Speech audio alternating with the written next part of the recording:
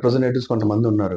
Like మా life ఇంతే, మేము ఇంకా బయటికి రాలేం, మా పరిస్థితి ఏం అర్థం కావట్లేదు, ఇంట్లో వాళ్ళేమో అసలు ఇంటికి వెళ్ళాలంటే భయం వేస్తాం, మేము ఫైనాన్షియల్ ఎదగలేము, ప్రొఫెషనల్ ఎదగలేదు, ఇంక ఎదగం అని కన్విన్స్ అయిపోయారు. దానికి మీరు స్వామి రామ అని మహానుభావుడు, living with the Himalayan masters అని ఒక అద్భుతమైన పుస్తకం. ఆయన రాస్తాడు. ఆయనకి ఒక గురువు గారిని అడిగారు, ఆయన గురువు గారిని, మహానుభావుడు ఆయన, ఈయన కంటే మహానుభావుడు.